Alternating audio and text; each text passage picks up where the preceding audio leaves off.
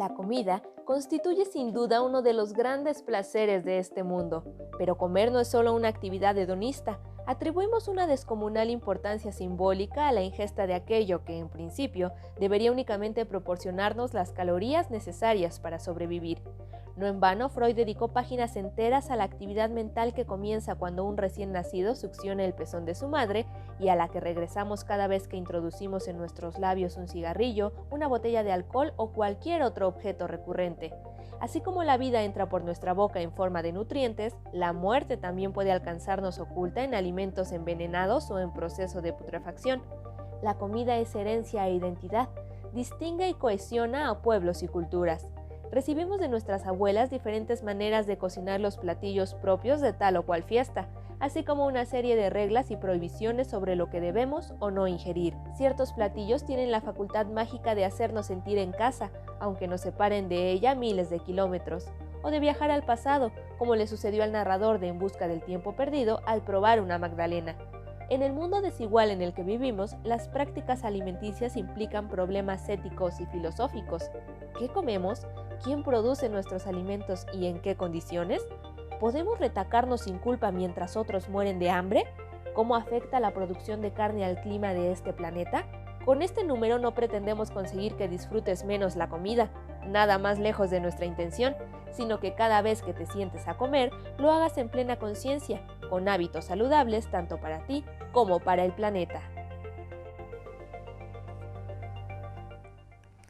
Hey, bienvenidos a una edición más del programa de la revista de la universidad.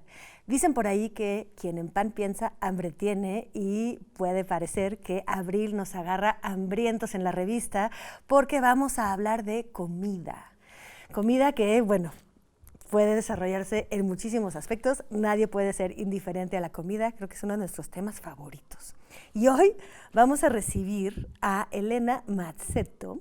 Ella es doctora en Historia por la Universidad Ca' Foscari de Venecia y por la Universidad de París IV Sorbona. Fue profesora en la Universidad Libre de Bruselas y ahora en el Colegio de Historia de la Facultad de Filosofía y Letras.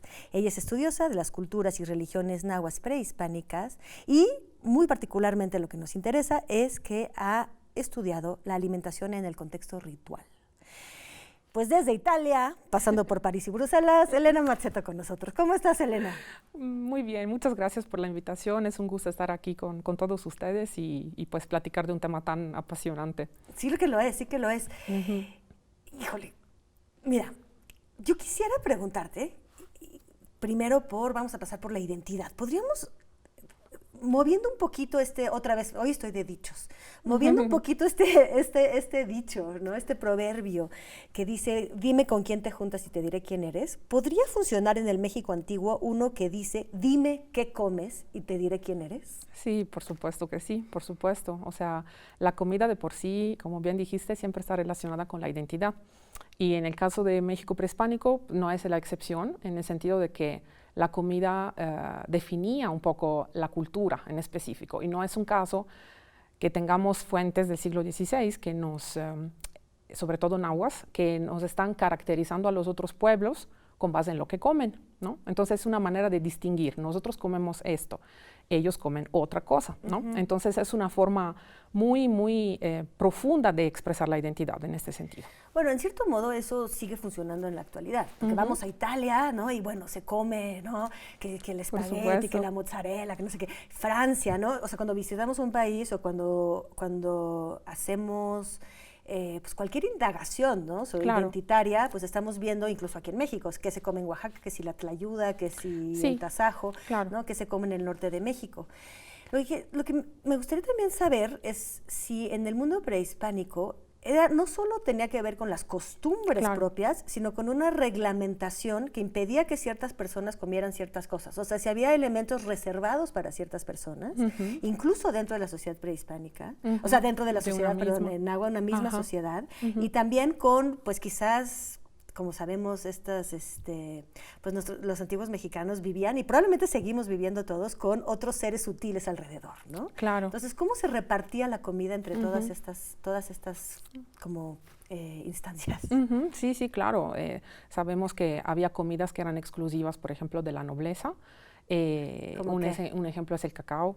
El cacao era una de las bebidas favoritas de la élite y pues las fuentes nos dicen claramente que era parte de los productos exclusivos, juntos, por ejemplo, con la posibilidad de ponerse tocados de plumas de quetzal, por ejemplo, ¿no? O sea, todo lo que tenía que ver con productos, pues, digamos, de uso restringido. Ahora, lo interesante sería comprobar esto con estudios más de tipo arqueológico, etcétera, para ver si realmente no aparece cacao en ningún otro contexto. Pero claro, sí sabemos que era uno de estos. Pero era exclusivo y ¿se sabe de algún castigo, o sea, de algún algo? O sea, que no podían tomar los demás este alimento. El caso de los castigos, por ejemplo, lo tenemos con el caso del pulque. Ahí sí es muy claro, pero aparentemente, siempre según las fuentes, el pulque era restringido para todos, menos para los ancianos. Cuando alguien oficialmente entraba en la vejez, que empezaba como después de un siglo, de 52 años, entonces sí tenía más libertad, pero el pulque normalmente era restringido para todos porque era una bebida, obviamente, pues que daba ebriedad y esto era bastante reglamentado en la sociedad. En el caso del cacao no nos hablan de castigos, pero dicen que, por ejemplo, un masewal, digamos una persona común que hubiera tomado cacao, se podía enfermar, lo que no podía pasar si era alguien de la nobleza, por ejemplo. Entonces hay siempre un juego, ¿no? Entre reglas, creencias, ¿no? que están muy vinculadas. Además, el cacao tiene esta cosa particular que era comida y dinero al mismo tiempo, ¿no? Era sí. como comer oro líquido. Sí, en efecto, sí, pues sí se usaba, ¿no? También para intercambios de tipo comercial, por supuesto, junto con otros, ¿no? Otros productos, otras, por ejemplo, mantas, ¿no? Etcétera, cañutos de oro, etcétera, pero sí era parte integrante de la economía y además era algo muy, muy, muy apreciado, ¿no? Por la nobleza en general y por todos. Leí en uno de los artículos que escribiste, que de hecho recomiendo muchísimo a quienes nos escuchan que vayan a los textos de Noticonquista. Los que tú escribiste en particular son sumamente curiosos, interesantes, ¿no? Intrigantes. Y relatas lo que hicieron, cómo las poblaciones de mesoamericanas, bueno, las que habitaban por lo menos el territorio que ahora es México, recibieron a los españoles cuando llegaban, los recibieron con comida, pero cómo con eso trataban de conocer la identidad de los que llegaban. ¿Nos puedes contar un poco cómo sucedió esto? Sí, por supuesto. Pues justamente hablando de comida e identidad, como bien comentaste, hay también que considerar que al menos para los pueblos prehispánicos de lo que era México antiguo, la comida era una manera también de construir la persona, ¿no? O sea, un ser humano se convertía en persona también a través de cierto tipo de alimentación. Y esto se ha quedado en muchas culturas indígenas actuales, sobre todo a través del consumo del maíz. O sea, el consumo del maíz es lo que poco a poco te vuelve persona, ¿no? A partir de cuando uno nace. Entonces, en el caso de los primeros intercambios... O sea, si alguien nunca come maíz, a lo mejor no llega a ser persona. Ajá, o sea, sí, por ejemplo, los niños que no habían comido maíz todavía, si fallecían antes, iban a un paraíso específico, ¿no? O sea, aún más allá, digamos, ¿no? Específico. Entonces, el maíz era una manera de realmente de construir el cuerpo como persona, ¿no? Algo que a lo mejor para nosotros sí es un poco alejado de nuestra forma de pensar, pero entonces para ellos entender qué comían, en este caso unos recién llegados que nunca habían visto, pues al mismo tiempo era una manera de hacerlo más parecidos a ellos porque les estaban ofreciendo maíz y al mismo tiempo de entender a ver qué comen ellos. A través de lo que comen yo voy a entender si se trata de dioses, ¿no? Si se trata de seres humanos y ahí voy a poder también poderlos manejar un poco más, ¿no? ¿Y qué comían los dioses, por ejemplo? Pues los dioses dependían un poco de su carácter, ¿no? Pero, por ejemplo, muchísimos alimentos los consumían crudos, ellos recibían regularmente sangre de seres humanos y de animales, recibían corazones, incluso cuerpos enteros, digamos, en la mitología y en la religión de México prehispánico, la tierra por excelencia era la diosa que tragaba los cuerpos de los seres humanos. Entonces era un tipo de comida muy específica, digamos, muy restringida en este sentido, pero al mismo tiempo, sobre todo en el contexto ritual, los dioses compartían comidas con los seres humanos. Entonces, a los dioses también se le podía ofrecer tortillas, su tamalito, se le ofrendaba cacao o pulque, dependiendo de la personalidad, de la fiesta, del ciclo agrícola, en fin, de un montón de cosas, pero tenían una dieta variada, pero que dependía un poco de su personalidad, ¿no? Entonces, por esta razón, los primeros emisarios mexicas y también los tlaxcaltecas sucesivamente van proponiendo varios menús, digamos, ¿no? Para ver cuál les gustaba más, ¿no? Entonces, más como esclavos para sacrificar, por ejemplo, en el caso de que lo hubieran querido hacer y comérselos, tortillas pero salpicadas con sangre, ¿no? Obviamente esto trata un poco la repulsión, obviamente, de los recién llegados, o también incluso copal, porque el copal era otra manera de alimentarse de ciertos dioses, ¿no? Entonces, como que le ofrecieron todo para ver cuál de estos menús iban a preferir. ¿Qué escogieron, ¿no? los españoles? Sí. Ni la sangre ni el copal. Ajá, sí, ¿Qué comieron? exactamente. Pues comieron muchísimas tortillas, tamales, les encantó el cacao, y ahí también las fuentes relatan una vez más que el cacao, la gente común, digamos, que fue con los emisarios, no tomó cacao, ¿no? O sea, el cacao era específico para los nobles, etcétera, y como dicen que era muy refrescante, les encantó a los españoles, ¿no? Entonces, ese fue el menú que ellos eligieron sin dudar. Claro, y dio cierta información sobre ellos, de que no eran dioses, pero que quizás sí eran nobles, o por lo menos no se enfermaban con el Claro, cacao. y que los estaban tratando además con mucha, digamos, con mucho honor, porque al final les estaban ofreciendo comidas de la nobleza, o sea, no eran tortillas cualquiera, eran tortillas muy elaboradas, tamales peculiares, carne de guajolote, por ejemplo, que era también un alimento que no todos podían permitirse, ¿no? Entonces ya con esto estaban definiendo que eran, digamos, recién llegados, desconocidos, pero los estaban tratando con mucho respeto por el tipo de comida que les estaban ofreciendo. Si incluso les ofrecían seres humanos como a los dioses, puede pensarse que en efecto le ofrecían lo más precioso, lo más preciado, ¿no? Sí. ¿Y los españoles qué trajeron de comida? ¿Qué les dieron en intercambio? Me imagino que tenía que haber un intercambio. Sí, por supuesto. Los españoles les ofrecen a los emisarios para que se los lleven a Motecuzoma vino, tasajo, bizcocho y tocino. Estas son las comidas, y entonces relata dos fuentes, una es Diego Durán y la otra es Alvarado Tesosomo, que dicen que los emisarios toman un poco de vino y ya estaban un poco mareados porque obviamente nunca lo habían probado antes, y se lo llevan de regreso a Tenochtitlan. Y yo creo que es uno de los pasajes más bonitos porque es como el primer acercamiento, me imagino, de Motecuzoma con esta comida que nunca había probado. Y entonces dice que sí que estaba rico, pero que estaba muy duro el bizcocho, ¿no? Bueno, hay que imaginar que obviamente llegaba desde los navíos, desde España, ¿no? Lleva 3 meses en alta mar.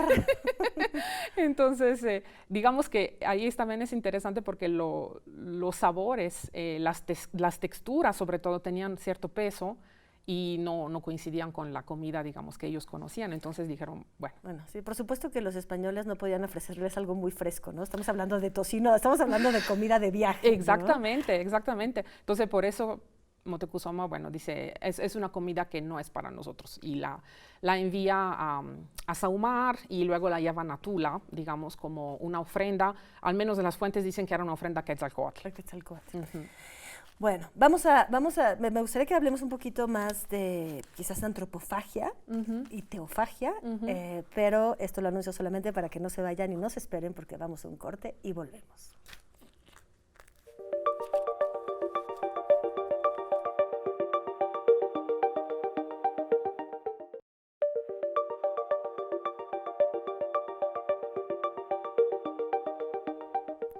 Estamos con Elena Mazzetto, pues platicando un poco de qué se comía, cómo, cuándo, por qué y quiénes en el México antiguo. Una de las cosas que más escandalizaron o pusieron sobre aviso o preocuparon a la disque civilización desarrollada europea de ese tiempo, estamos hablando del siglo XV, XVI, eran los relatos que traían los conquistadores de que en México se comía carne humana, ¿no? Que en la Nueva España, de que había con sacrificio y consumo humano. Entonces, pues yo quería preguntarte, ¿qué tan cierto es esto? ¿La antropofagia era común? ¿Y quién comía carne humana?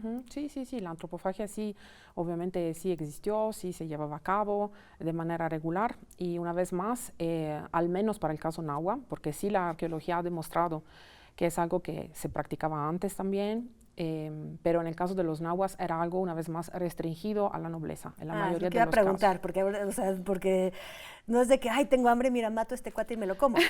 No, digamos que era parte de una pues de un circuito precisamente de productos que los nobles podían consumir y que se ganaban el derecho de consumir. Hay un buen colega mío que trabajó su tesis de doctorado todo sobre el tema, y entonces lo platicaba con él, y pues sí, realmente es algo que parece que estaba realmente restringido a la élite y estaba relacionado con los guerreros que podían capturar a alguien en el campo de batalla, un cautivo. Entonces, un guerrero que parte de la guerra sí podía comer carne humana en cierto modo. ¿Y por qué? ¿Que se pensaba que tenía propiedades particulares? Digamos que él se ganaba el derecho de comer carne humana, pero no de su cautivo, pero digamos que de entrar en este circuito de intercambio entre los que estaba la carne humana. Pues ahí era más bien un tipo de relación muy estrecha que se establecía con el cautivo.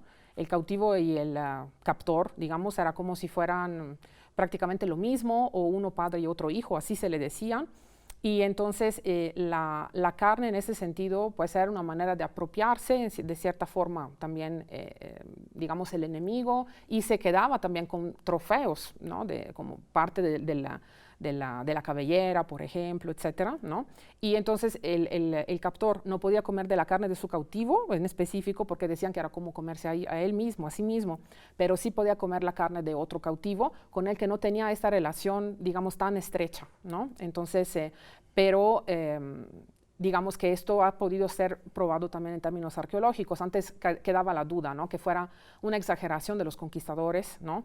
Eso de comer carne humana, cuando no. ¿Cómo se comprueba en arqueología esto? Pues en los huesos, sobre todo, ¿no? Los huesos que presentan marcas de corte y, por ejemplo, de cocción, ¿no? Los huesos cambian de color si han sido hervidos, etcétera. Entonces, a veces no es tan sencillo probar ¿Cómo se eso. cocinaba la carne humana entonces? Tenemos pocas descripciones, pero todas coinciden. En las fuentes del siglo XVI era una preparación caldosa. Entonces, la carne era hervida y se consumía acompañada de caldo con granos de maíz.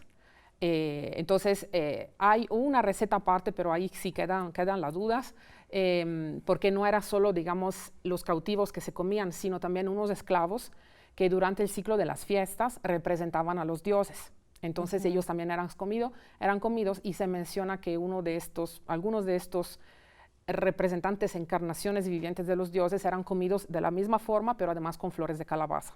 Esto es un fragmento muy chiquito que tenemos, pero es dudoso porque... Entonces, la idea que tenemos es que la carne fresca y cruda la comían los dioses, ¿no? Sí. Está como esta representación y esta ofrenda. Sí. Y luego los sacerdotes, imagino, los nobles y algunos guerreros podían acceder a comerla en caldo. Sí, sí. Y había fiestas en las que ya era más general, que podía haber en los tamales carne humana. Hay mucha idea de los tamales con carne humana en el que el pueblo en general, o había gente que simplemente jamás podía acceder a este tipo de manjar.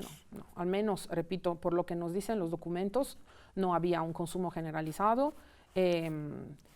Existe un testimonio que, si no me equivoco, es de Bernal Díaz del Castillo, que dice que vendían carne humana en el mercado, pero realmente yo sí creo que eso sí hay que tomarlo con mucha prudencia, porque una vez que uno estudia cómo funcionaba, pues se da cuenta que sí, realmente eran pocos los que lo podían, digamos, comer. Entonces era más, por ejemplo, hay documentos, sobre todo de Cortés, que nos hablan de un consumo de carne humana, en este caso asada, pero relacionada con el campo de batalla. A lo mejor eso sí, en efecto, era verdad, pero en términos de fiestas, de ceremonias religiosas, era una preparación muy específica, digamos, y para cierta parte de la sociedad, digamos, ¿no? De acuerdo.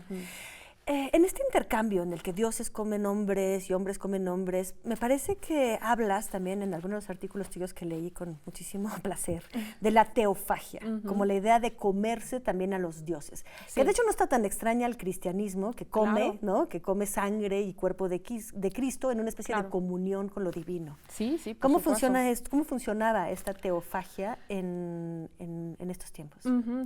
La teofagia podía darse de dos formas. Siempre era comer a un dios, pero podía darse comiendo distintos tipos, digamos, de distintas efigies o distintos seres humanos, porque los dioses normalmente eran encarnados en esclavos, por ejemplo, que se portaban como un dios y además se les enseñaba cómo portarse durante un tiempo específico y sucesivamente eran sacrificados y comidos. Es increíble, ¿no? Porque tenían la vida, la mejor vida, eran los más consentidos, y luego eran sacrificados, ¿no? Era como el manjar de la última noche del reo, pero extendido, ¿no? Exactamente. Y al mismo tiempo existía otro tipo de teofagia, que es la única, de hecho, donde aparece la palabra teocual, lo que en náhuatl quiere decir el dios es comido, que es a través del consumo de representaciones de amaranto de los dioses. En realidad era amaranto, a veces podía haber también maíz tostado y miel negra de los magueyes, que era preparada como para crear como una masa. Y esta masa era moldeada para crear efigies o pequeñas, por ejemplo, de dioses de las montañas, que eran como cerritos chiquitos, o incluso, podían tener siluetas más grandes, incluso dicen del tamaño de una persona sentada, por ejemplo, en el caso del dios tutelar de los mexicas, que es Huitzilopochtli. Entonces le ponían como un armazón de ramas de mezquite y le ponían esta masa, encima. Y estas efigies, lejos de ser efigies, eran el dios encarnado, ¿no? Entonces la efigie participaba en ciertos rituales y sucesivamente era sacrificada. Dicen que se le extraía el corazón, no dicen de qué estaba hecho el corazón, no sabemos, pero el cuerpo era distribuido. Ahí sí depende muchísimo de la fiesta, de quién estaba encargado de sacrificar, quiénes eran los que consumían. No siempre eran los mismos, ¿no? Pero sí, este acto de comer esta tzoali, que era la masa de amaranto, era el acto de teofagia por excelencia, de comerse al dios. ¿Por qué? Porque se pensaba que daba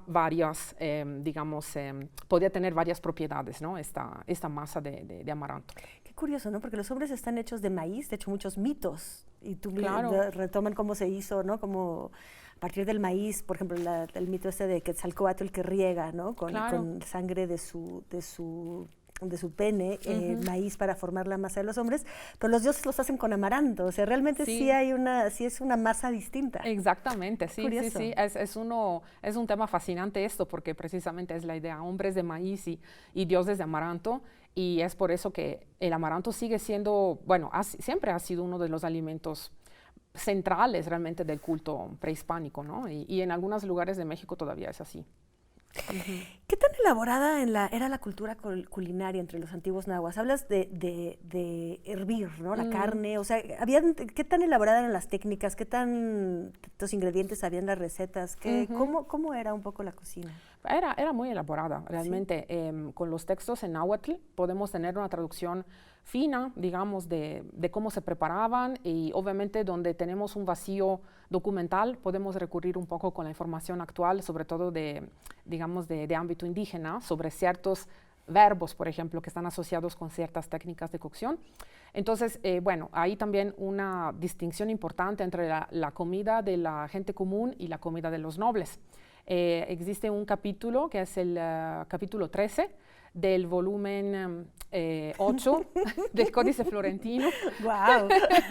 Vayan a buscarlo, por favor, agarren su Códice Florentino. No, es muy interesante porque es un capítulo completamente dedicado a la comida de los señores. Wow. Entonces ahí vienen listas y listas de comidas, y ahí sí uno puede darse cuenta de qué tan elaboradas eran estas comidas. Entonces viene, preparaciones hervidas, por ejemplo, guisados que podían tener maíz, que podían tener guajolote, varios tipos de chile, guisados de pescados de los lagos, obviamente, del valle, comidas más de tipo, cocinadas en las brasas o en el comal, como las tortillas, por ejemplo, varios tipos de frutas, obviamente, muchos tipos de frutas, de atoles diferentes, ¿no? Entonces ahí uno incluso se puede poner con calma a ver, ¿no? A ver cuántos tipos de técnicas se conocían, ¿no? Y sí eran bastante variadas. Los tamales, por ejemplo, eran de las preparaciones más frecuentes, o sea, se encuentran más menciones de tamales que de tortillas, ¿no? y pues rellenos con varios tipos de carne, tamales dulces, tamales también de conejo, tamales de ajolotes incluso, que el ajolote era otro alimento de la nobleza, no era para todos, ¿no? Bueno, el tamal sigue siendo muchísimo más variado que la tortilla, creo. Ajá, ¿no? claro, El tamal claro. a todo lo largo de México. Claro. Y justamente, ¿no? El maíz está en diferentes presentaciones también según la etapa la etapa agrícola, ¿no? Si es maíz tierno, o sea, según va creciendo los diferentes, son diferentes las preparaciones. Sí, claro. Bueno, en el caso de los nahuas, por ejemplo, nos mencionan tortillas preparadas con jilote, ¿no? Claro. Tierno y muy, muy sabroso justo cuando se iban a dar las primeros, ¿no? En las milpas. Muchas veces se acompañaba con quelites frescos, ¿no? O sea, recién nacidos. O, por ejemplo, podían ser preparaciones ya de maíz más, digamos, en forma de elote o ya listo, completamente listo para la cosecha. Muchos tipos diferentes de maneras de procesarlo, incluso más allá de la nixtamalización con cal, pero también con ceniza. Tengo entendido que esta nixtamalización lo hacía más comestible, que si no era, o sea, también había una división entre lo que era nixtamalizado y lo que no era nixtamalizado. Sí, sí, claro. ¿Cómo funcionaba eso? Digamos que la mayoría de los platillos eran nixtamalizados, otros no nixtamalizados tenían propiedades y contextos muy específicos. Por ejemplo, se encuentran comidas no nixtamalizadas mucho en contexto ritual y a veces eran comidas de ayuno.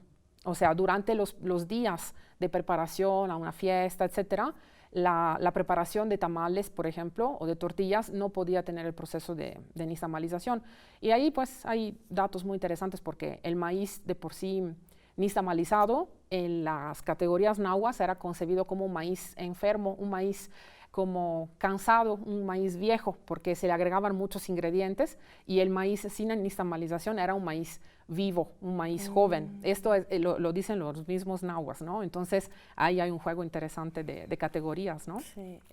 Ay, me gustaría preguntar tantas cosas más. Bueno, vamos a tener que dejar para nuestra próxima conversación justamente cómo se transmite, o sea, cómo ese conocimiento y esas maneras de preparación y esos conceptos, ¿no? Alrededor del maíz y de cómo prepararlo y de qué hacerlo, pues llegan hasta hoy de una manera casi, o sea, esta herencia cultural que pasa casi sin palabras, ¿no? Que se conserva muy por abajo de la estructura que trata de homogenizar a todas las culturas en el famoso México unido y feliz.